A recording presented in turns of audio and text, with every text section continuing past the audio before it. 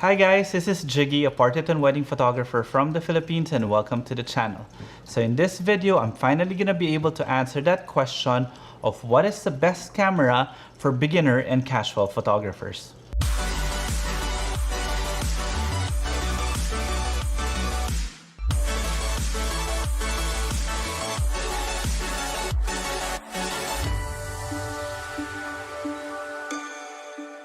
Before anything else, if you guys haven't subscribed to the channel, please do so, and while you're at it, click that notification bell so that you get notified every time I upload a new video. And if you want to see some of the images that I've taken, you could also follow me on Instagram. It's at Jiggy Alejandrino. Okay, so with that out of the way, so this video is about that question that is normally asked from professional photographers or even just hobbyists, from people who want to get into photography. And that is, what is the best camera that I could get, especially for a beginner or a casual photographer? Normally, beginner or casual photographers are used to shooting just using their camera phones or their smartphones. And that's why it's very difficult for me to recommend cameras, especially for an entry-level camera, because for me, it's always buy whatever it is that you can afford, or that cliche that the best camera that you have is the camera that's with you, which is your phone. But again, in my head, that phone is always good just for documentation, but if you want to get into serious photography work, like creating your own images, it's always best to get a camera that will give you all those features to be able for you to actually make your vision into a reality. And to date, I never really found that camera that I can recommend with peace of mind until now. And what camera am I talking about? Well, basically, it's a camera that checks all these things. One, is it easy to use? Is it portable? Is the image quality any better? Does it give you full controls of the settings? How is the focal length of the camera? How about the focusing speed? Does it have video support? Is it easy to connect? Can it do flash?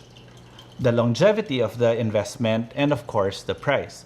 Now, up to now, I've never really found a camera that checks all those boxes until I got this. This is the Sony ZV1. So what's so special about this Sony ZV1? Well, number one, how easy and portable is it to use? Basically, it's the same as your phone camera.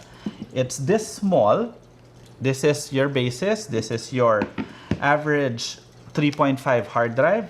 Look at the size. So it can easily fit in your pocket or your purse if you're a lady who brings around a bag.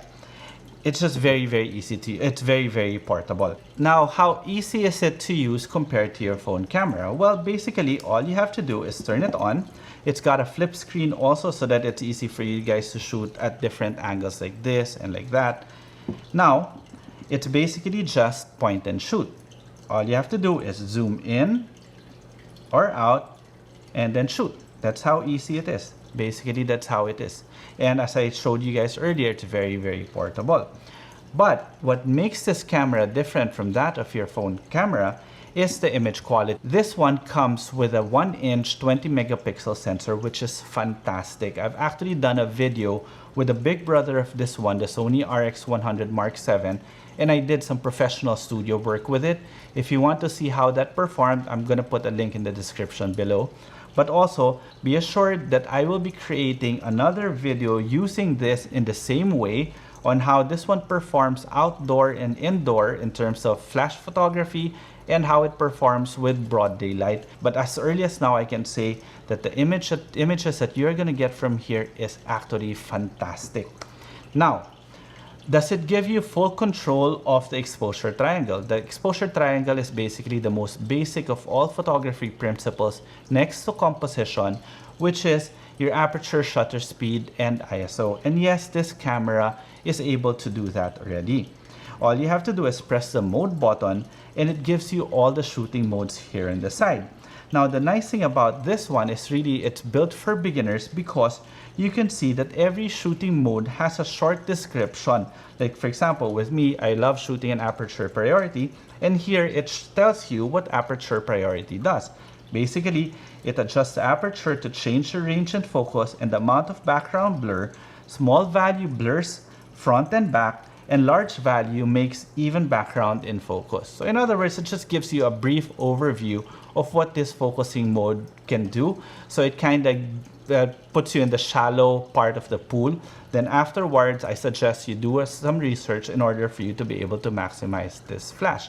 That's why it's meant for the beginner photographer. It's really very, very basic when it comes to all these features. But again, these are the same features that you find in the more professional cameras. Next, focal length. Focal length is so important because these cameras give you optical zoom as compared to your phone cameras, which gives you digital zoom. Optical zoom means that you don't degrade the image quality by zooming, rather you are zooming because of the lens. Now, this lens is equipped with a 24-70 aperture 1.8 to 2.8, meaning it's not a fixed focal length, it's not a fixed aperture, so the aperture changes within that focal length range, but it's still good from 1.8 to 2.8. To tell you how good this is, when you ask me about the most important lens for professional work, I will always tell you a serious photographer will always have at least a 24-70 2.8 or f4 in their bag all the time. Why? Because a 24-70 can actually give you good portraits and it could give you good medium to wide angle shots. And this particular camera has it built in, and it's even a 1.8 to 2.8. That's why it has this feature here on the top that tells you background blur. It can actually defocus the background and show you what bokeh can do or background blur can do. So what's the point of having that fantastic focal length if your focusing is not good? So that's why this particular camera has the same focusing system as its higher end counterparts like the Sony A7R Mark IV. It also has what Sony is really known for, which is the IAF. In other words, this particular camera is also equipped with face detect and IAF. In other words, all you have to do is point it, it will find that subject's face or eye and automatically focus on that with no problems at all. So real world applications of this is that if you have some kids in the house that you want to photograph, even if they're running around, this camera can definitely keep track of all those kids. Next, smartphone users will always use the video features of their phone almost as much as their photo features.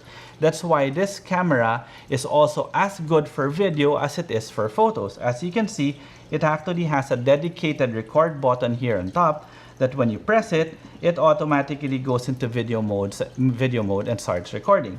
This one can also do 4K, so you have no problems with that. The nice thing about this camera also is that this, if you see this particular area here, this is the built-in mic, which gives you fantastic audio. So I'm going to give you an example. I will now switch to this audio. This audio is now coming from the ZV1. This audio is coming from my boom mic. This audio is coming from my ZV1. This audio is coming from my boom mic.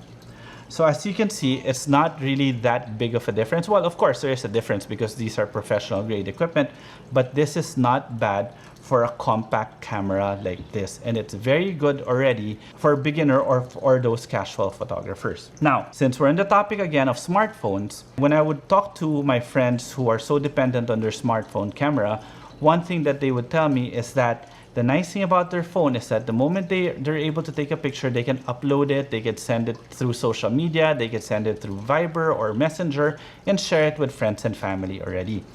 That's why these cameras are also equipped with fantastic connectivity already. In other words, all you have to do is take a picture, press this function button here, and then you could send it already to your smartphone via Bluetooth connectivity. So with that, now you're able to get better image quality or better video, and you can easily send it also through social media or any of those chat software. Next, I do love shooting with flash. As you guys can see in the videos that I've been posting, I do a lot of tutorials when it comes to flash photography. So it doesn't make sense for me to recommend a camera that can't do off-camera flash.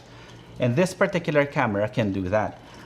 Here is the hot shoe, in which you can actually put in the Sony WRC1M and it will control the Sony flashes, or it will also accept all the other flash triggers to control your off-camera flash. So if you want to take your photography to that next level and start using off-camera flash, this particular camera will not disappoint you because it has all the options for off-camera flash photography. Now, The last two are the most important for me. It's longevity and price. What do I mean about longevity?